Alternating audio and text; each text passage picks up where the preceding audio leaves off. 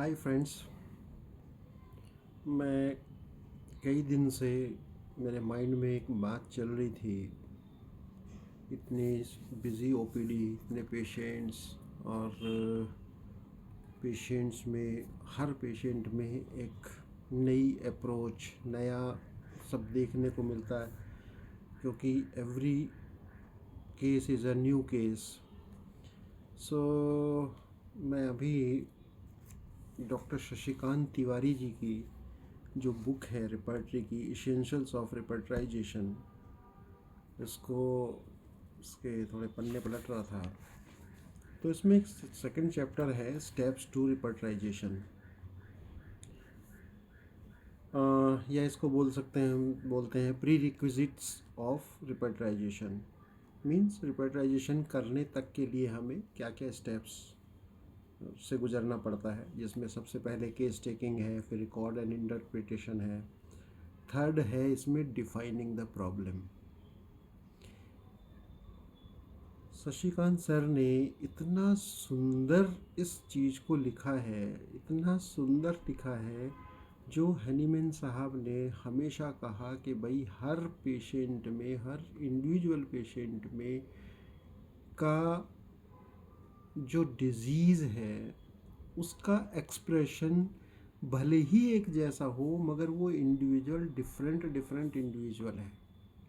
उसमें कुछ common symptoms होते हैं, मगर जो इंडिविजुअल बेसिक इंडिविजुअल है वो अलग है, इसीलिए उसकी प्रॉब्लम भी डिफरेंट है।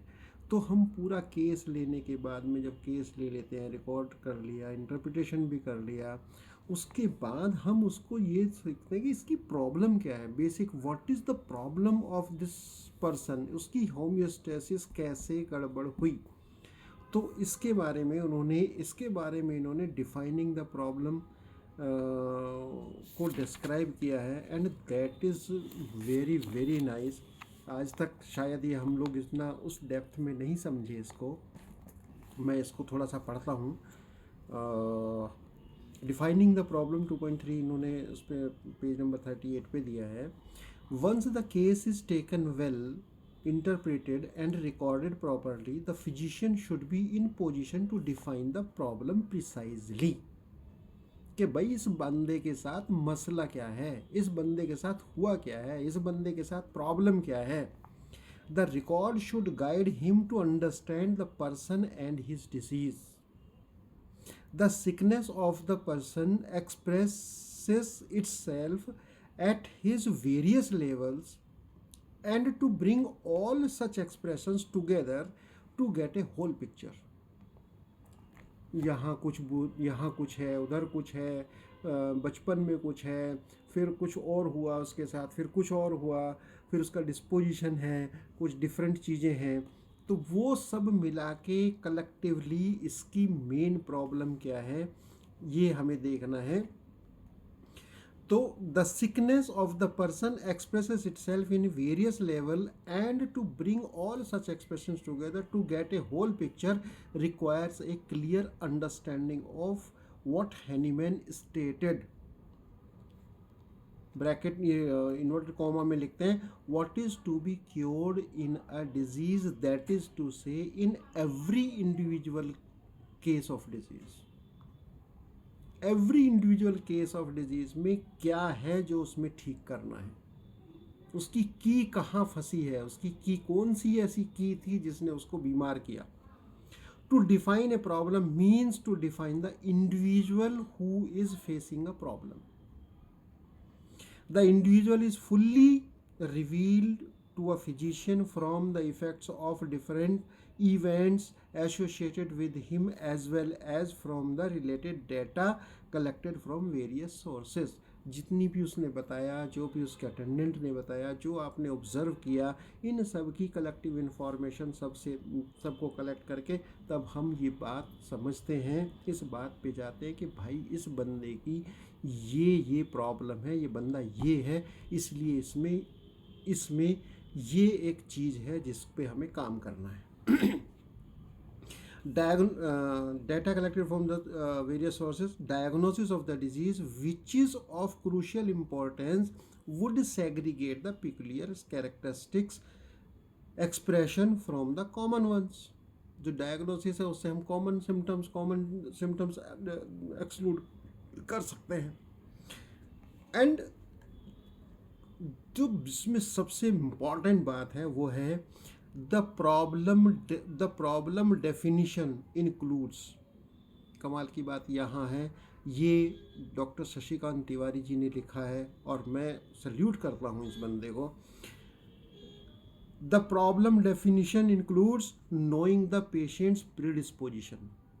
फर्स्ट है प्रीडिस्पोजिशन। प्रीडिस्पोजिशन का मतलब ये पहले से क्या लेके आया है, ये बंदा पहले से क्या लेके आया है, अपने पेरेंट्स से, अपने फोर पेरेंट्स से, या अपनी इसकी बेसिक रूट सोरा क्या है।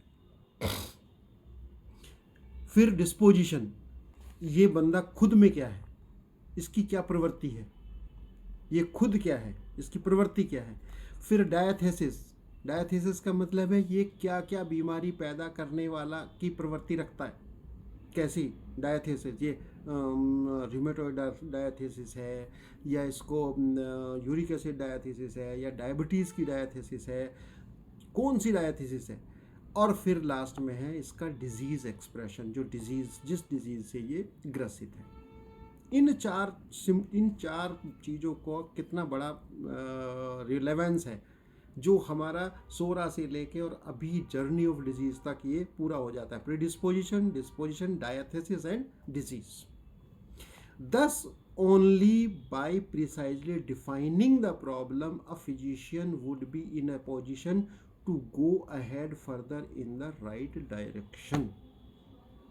ये सिंपल सी 8-10 लाइन में इतनी बड़ा ये लिखा है शशिकांत तिवारी जी ने।